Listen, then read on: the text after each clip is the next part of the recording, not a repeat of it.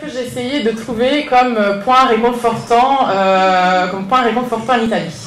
J'ai trouvé 2 points. Un premier, c'est qu'à partir de 2015, il y a un nouvel intérêt pour le droit de l'OIT pris dans sa dimension donc internationale, donc pas le droit transposé, qui ressort notamment de décisions de juges du Conseil constitutionnel italien, donc la Corte Costituzionale, il s'agit d'une cour, et de la Cour de cassation italienne. Et ce, notamment en matière de liberté syndicale et négociation collective, donc des thèmes qui nous sont particulièrement, qui nous intéressent particulièrement aujourd'hui. Concernant cette question de 2015, donc l'histoire elle est très simple et je vous la résume. En 2013, une question de constitutionnalité est proposée par plusieurs tribunaux et qui est relativement à un décret loi, donc un décret publié en extrême urgence par le gouvernement, qui introduisait un blocage de la réouverture des négociations dans la fonction publique. Donc, pour des questions budgétaires, on ne pouvait pas réouvrir la négociation collective au sein de la fonction publique, et du coup, les avantages acquis par les négociations précédentes restaient congelés pendant 3 années supplémentaires.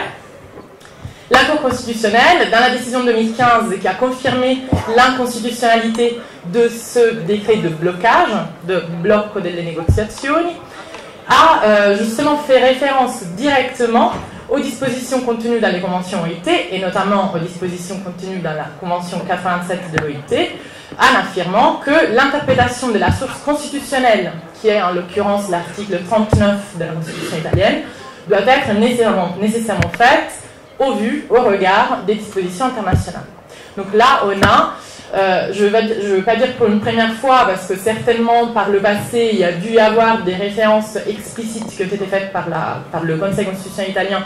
au droit international, mais ici, voilà, notamment sous le prisme de la liberté syndicale, j'ai trouvé ça assez intéressant, cette précision qui était faite en 2015, d'autant plus alors que cette précision, elle a été récupérée par la Cour de cassation dans une décision qu'elle a du coup émise un an plus tard, en 2016, concernant une autre affaire,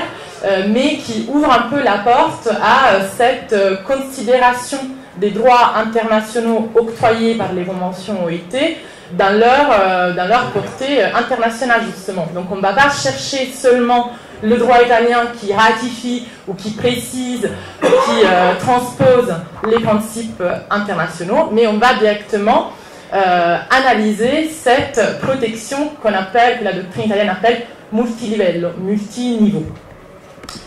Donc, cette petite histoire encourageante, elle découle, au moins j'essaye, mais dans un souci, encore une fois, de retrouver de l'espoir, et aussi de saluer l'activité syndicale qui, parfois, en Italie, est quand même assez intense.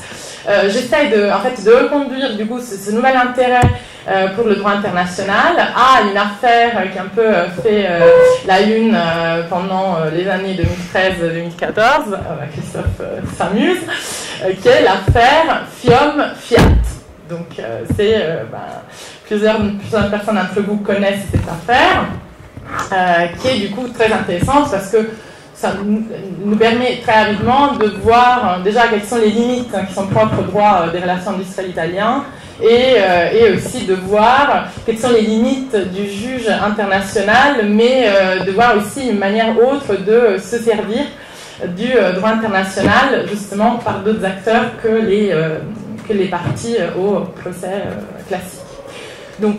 petite prémisse rapide aussi. Le système italien des relations industrielles, donc il faut le préciser pour qu'on comprenne la jolie histoire, le système italien des relations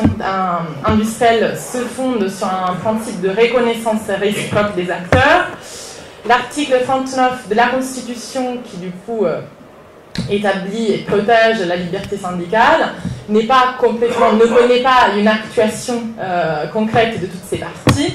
Ce qui fait en fait que le dernier alinéa de cet article, n'ayant jamais connu d'application, fait que les syndicats aujourd'hui en Italie ne sont pas enregistrés comme personnes juridiques aptes à négocier des accords alliant efficacité erga omnes. Ce qui fait que du coup l'efficacité des accords collectifs en Italie est limitée aux parties prenant à l'accord. Donc ça c'est la première prémisse. Deuxième prémisse, c'est que la loi 300 de 1970, connu comme Statuto dei Lavoratori, donc le statut des travailleurs, donc, qui définit tout un tas de protections pour les salariés, elle prévoyait à l'article 19 un droit de représentation au sein de l'entreprise limité seulement aux syndicats signataires des accords collectifs applicables au sein de l'unité de production. Donc en fait, non seulement nous avons des syndicats qui ne sont pas capables de signer des accords de Garness,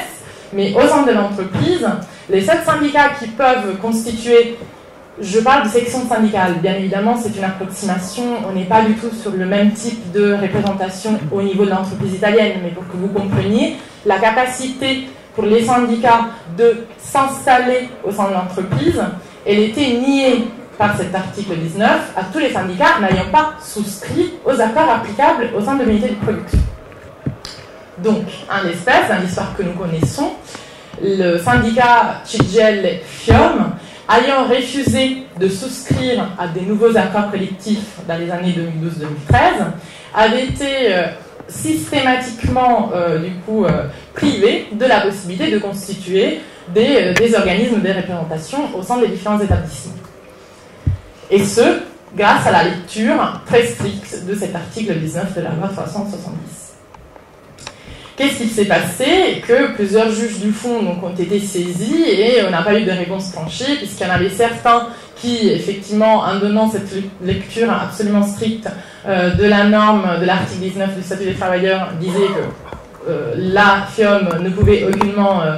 avoir de section syndicale au sein des établissements, et d'autres, un peu plus souples, qui, en donnant notamment une interprétation constitutionnellement orientée de cet article, octroyaient à ce syndicat la possibilité de mettre en place des sections syndicales. Où nous retrouvons l'intérêt de cette affaire sous une perspective internationale. Question tout à fait légitime, je vais vous répondre tout de suite en disant en fait que la Cour constitutionnelle qui a été du coup saisie sur la constitutionnalité ou pas de cet article 19 du statut des travailleurs, quant à elle n'a pas voulu se référer aux dispositions de droit international que nous connaissons, et notamment aux conventions OIT 87 et 98. Aucune référence n'a été faite du coup par le Conseil constitutionnel italien, qui a néanmoins jugé inconstitutionnel l'article 19 du statut des travailleurs. Mais en parallèle, donc pendant que le Conseil constitutionnel, du coup, qui a voulu complètement se passer du droit international, se prononcer, en même temps, là, les syndicats, donc c'est là où en fait je veux rendre hommage à cette activité sans faille des syndicats, ils ont, eux, décidé de saisir le comité de la liberté syndicale au sein de l'OIT. Et donc en fait, on a insisté, et ça a été très intéressant surtout du point de vue médiatique, en fait, on a insisté à un procès qui avait été fait à cet article du statut des travailleurs par la Cour constitutionnelle italienne sans qu'elle se réfère aucunement aux dispositions internationales. Et en même temps, on a reçu, en fait, c'est pas vraiment en même temps, parce que ce qui est assez sympa dans l'histoire, c'est que le Conseil constitutionnel il s'est prononcé juste avant les recommandations du comité de la liberté syndicale. Mais voilà, en fait, on a vu un parallèle surgir, une réflexion sur la légitimité de cette disposition au niveau international par le comité de la liberté syndicale et au niveau bien évidemment national avec une cour constitutionnelle du coup qui s'est révélée encore une fois très attachée aux dispositions internes et rien qu'à ça. Donc pour conclure, dans l'exemple italien, le juge constitutionnel non seulement n'a pas estimé nécessaire de se référer au droit international, mais il a pu procéder à sa décision avant que le Conseil de la liberté syndicale s'exprime, mais effectivement en allant dans le même sens. Donc en fait, on verra, et ça, on n'a pas le temps de développer, mais on verra que les appréciations qui sont faites par les deux institutions sont à peu près symétriques. Et cela a été possible car le droit italien, et notamment le droit constitutionnel, a été suffisant à l'espèce au fin de la protection de la liberté syndicale. Néanmoins, c'est que je voulais le dire, même si une lecture constitutionnellement orientée aujourd'hui, en l'espèce de cet article 19 du statut des travailleurs,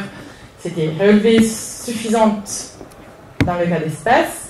L'implication du Conseil des libertés syndicales, en fait, dans une affaire qui était extrêmement médiatisée,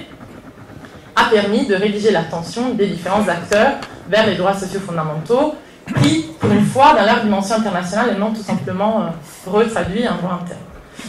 Donc on a l'espoir, j'espère, de voir de plus en plus cette prise en considération de ces droits dans leur dimension internationale et non simplement